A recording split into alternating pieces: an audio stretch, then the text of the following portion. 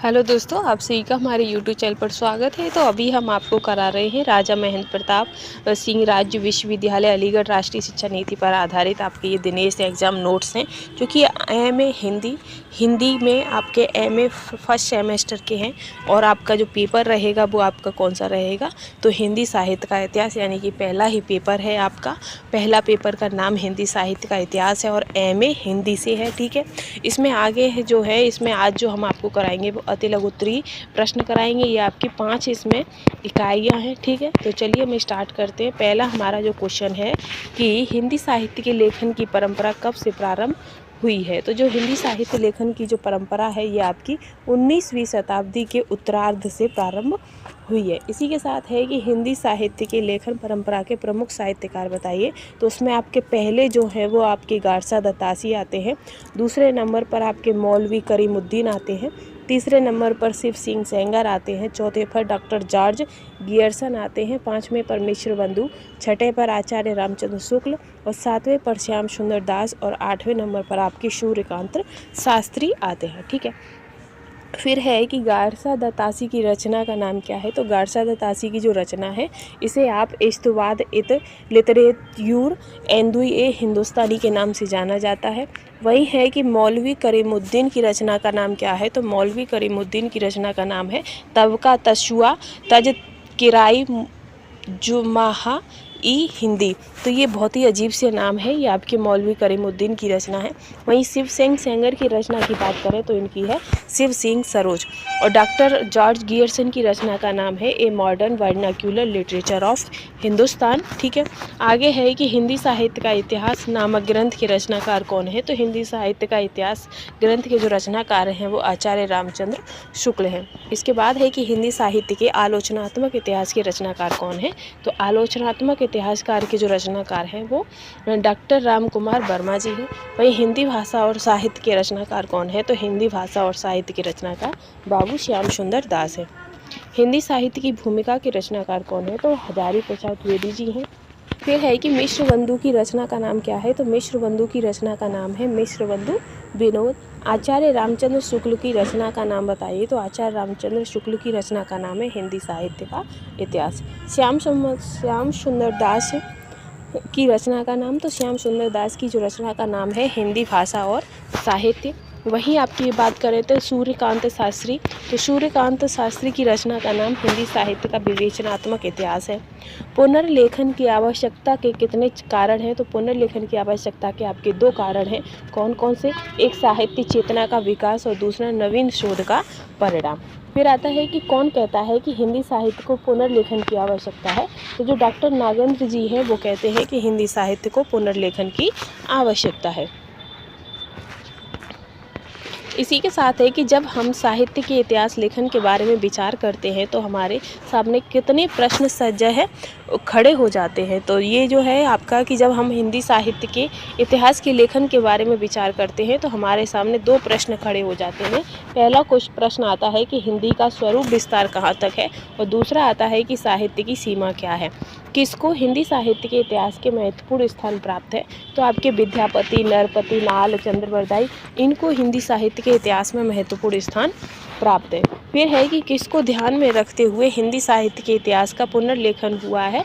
तो नवीन शोध परिणामों को और विकसित साहित्य चेतना को ध्यान में रखते हुए हिंदी साहित्य के इतिहास का पुनर्लेखन हुआ है। फिर आता है कि काल विभाजन का सर्वप्रथम प्रयास किसने किया था। तो जो शिव सिंह सेंगर है इन्होंने काल विभाजन का सबसे पहले प्रयास किया था। ठीक है, फिर है कि रामचंद्र शुक्ल ने हिंदी साहित्य के इतिहास को कितने कालों में विभाजित किया है। तो रामचंद्र शुक्ल ने हिंदी साहित्य के 4 कालों को विभाजित किया है। आदिकाल के नाम हैं। तो आदिकाल के कौन कौन से नाम हैं। तो आदिकाल के नामों में आपका जैसे कि वीर गाथा काल, चारण काल, वीर काल और सिद्ध सामंत युग, बीज बप्पन काल और आरंभिक काल और आदिकाल, ये आपके आदिकाल के कुछ नाम हैं। फिर आता है कि आदिकाल की भाषा कैसी थी। तो आदिकाल की भाषा आपकी डिंगल थी। फिर है कि रामचंद्र शुक्ल ने आदिकाल को क्या कहा है। तो रामचंद्र शुक्ल ने आदिकाल को वीर गाथा काल कहा है। ठीक है,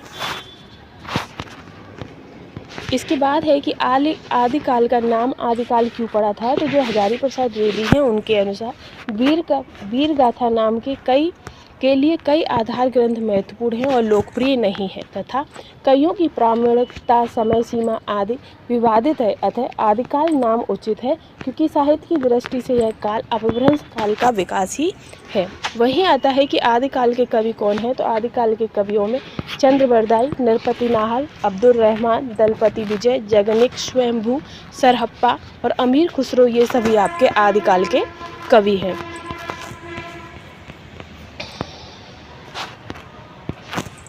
वही है कि सिद्ध साहित्य के कवि कौन है, तो सिद्ध साहित्य के कवियों में आपके सरहप्पा, सबरप्पा और जोम्बिना लोइप्पा ये आते हैं।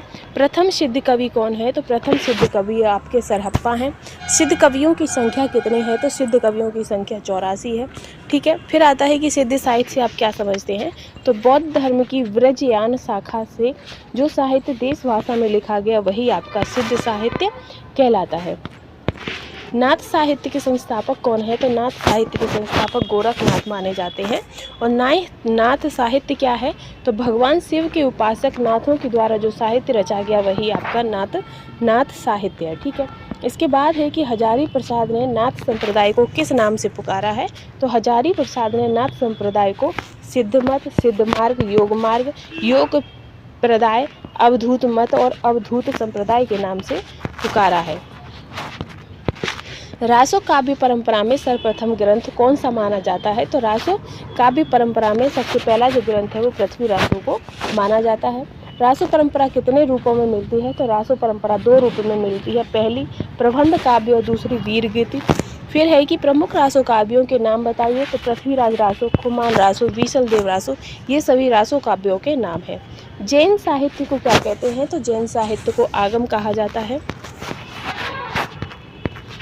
फिर है कि जैन साहित्य कितने हैं, तो जैन साहित्य की संख्या 12 है। ठीक है, जैन साहित्य का प्रमुख ग्रंथ कौन सा है, तो जैन साहित्य का प्रमुख ग्रंथ समय सार है जो कि आचार्य कुंद देव के द्वारा लिखा गया था। जैन साहित्य के प्रमुख कवियों में आपके स्वयंभू, पुष्पदंत, हेमचंद्र सूरी, मुनि राम सिंह, आचार्य देवसेन, शालिभद्र सूरी और विनय चंद्र सूरी, ये सभी आपके जैन साहित्य के प्रमुख कवि हैं। अमीर खुसरो की प्रमुख रचना क्या है, तो अमीर खुसरो की जो प्रमुख रचनाएं हैं आपके खालिकवारी, पहेलियाँ, मुकरियाँ, दो सुखने, गजल, कव्वाली गीत आदि, ये सभी आपके अमीर खुसरो की रचनाएं हैं। रामचंद्र शुक्ल ने भक्ति काल का निर्धारण कब से कब तक माना है, तो रामचंद्र शुक्ल ने भक्ति काल का निर्धारण 1318 से लेकर 1643 तक माना है। वही है कि ज्ञान मार्गी और प्रेम मार्गी काव्य धाराएं किसके अंतर्गत आती हैं, तो ये जो ज्ञान मार्गी और प्रेम मार्गी काव्य धाराएं हैं ये निर्गुण काव्य के अंतर्गत आती हैं। भक्ति आंदोलन का आरंभ कहाँ से हुआ है, तो भक्ति आंदोलन का आरंभ दक्षिण भारत से हुआ है। ज्ञानाश्रयी काव्य धारा में कौन से कवि आते हैं, तो ज्ञानाश्रयी काव्य धारा में आपके संत कवि आते हैं। संत काव्य का मुख्य दार्शनिक आधार क्या है, तो संत काव्य का मुख्य दार्शनिक आधार अद्वैत दर्शन है। उत्तर भारत में भक्ति आंदोलन का प्रचार किसकी प्रेरणा से हुआ है, तो उत्तर भारत में भक्ति आंदोलन का जो प्रचार है ये वैष्णव आचार्य की प्रेरणा से हुआ था। वहीं सूफी काव्य धारा को किसने प्रेमाश्रयी शाखा कहा है, तो ये जो आपके आचार्य रामचंद्र शुक्ल हैं उन्होंने सूफी काव्य धारा को प्रेमाश्रयी धारा कहा है, शाखा कहा है। वही है कि प्राचीनता की दृष्टि से सूफी प्रेमाख्यान काव्य धारा का आरंभ किससे माना जाता है, तो मुल्ला दाऊद से माना जाता है। इसके बाद है कि सूफी प्रेमाख्यान काव्य धारा भक्ति काल की किस शाखा के अंतर्गत है, तो ये आपकी निर्गुण काव्य के अंतर्गत आता है। फिर है कि सूफी काव्य की क्या विशेषता है, तो इनकी विशेषता सूफी काव्यों की जो कथनाक रूढ़ियों का प्रयोग हुआ है, श्रृंगार का विशद वर्णन है और फारसी काव्य शैली का प्रभाव पड़ा है। संत कवियों ने नारी को किसका प्रतीक माना है, तो संत कवियों ने नारी को माया का प्रतीक माना है। वही है कि संत काव्य की प्रवृत्ति यानी कि विशेषता क्या है, तो जो संत काव्य हैं इनमें रूढ़ियों और आडंबरों का विरोध हुआ था, मूर्ति पूजा और तीर्थाटन का विरोध हुआ था, अंतर्मुखी साधना पर बल दिया गया था। ठीक है, इसके बाद आता है कि संत कवियों की भाषा को विद्वानों ने क्या नाम दिया है, तो संत कवियों की भाषा को विद्वानों ने खिचड़ी भाषा का नाम दिया है। वहीं आता है कि संत काव्य में प्रयुक्त उलटवासी का क्या अर्थ है, तो उलटवासी का अर्थ है विशिष्ट प्रतीकात्मक काव्य शैली। फिर है कि सूफी काव्य तथा संत काव्य की कौन सी विशेषता है, तो ये गुरु को महत्व देते थे। वहीं आता है कि संत काव्य और सूफी काव्य में कौन सी विशेषता है, तो ये खंडनात्मक प्रवृत्ति थी। ठीक है, आगे है कि संत कवि दादू द्वारा स्थापित दादू पंथ पहले किस नाम से प्रसिद्ध था, तो जो दादू पंथ था ये पहले परम ब्रह्म संप्रदाय के नाम से प्रसिद्ध था। आचार्य रामचंद्र शुक्ल ने सूफी परंपरा का प्रथम कवि किसे माना है, तो आचार्य रामचंद्र शुक्ल ने सूफी परंपरा का प्रथम कवि कुतवन को माना है। ठीक है, इसके बाद है कि संत काव्य किसकी उपासना का काव्य है, तो जो संत काव्य है ये आपका निर्गुण ब्रह्म की उपासना का काव्य है। निर्गुण भक्ति काव्य धारा के प्रमुख कवि कौन है, तो निर्गुण भक्ति काव्य धारा के यानी कि संत काव्य धारा के प्रमुख कवि आपके कबीर जी आते हैं।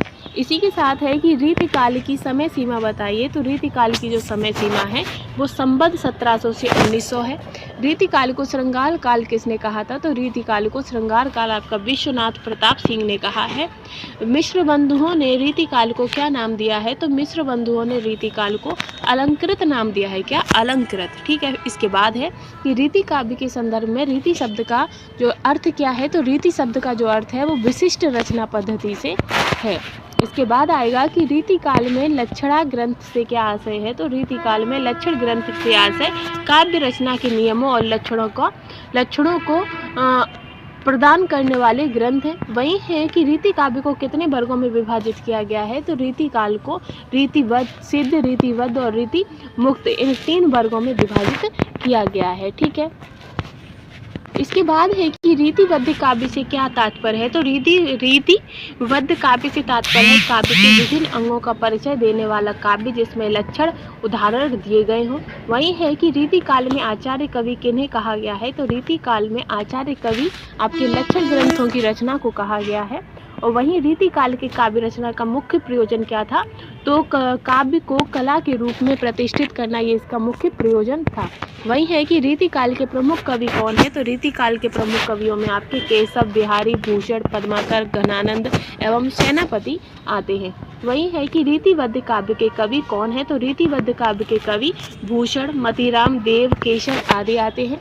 रीति मुक्त काव्य के कवि कौन है, तो रीति मुक्त काव्य के कवियों में आपके घनानंद, बोधा, आलम, ठाकुर ये आते हैं। और रीति सिद्ध कवि कौन है, तो रीति सिद्ध कवि आपके बिहारी जी हैं। रीति काल की कौन सी रचना सबसे अधिक लोकप्रिय है, तो बिहारी सतसई।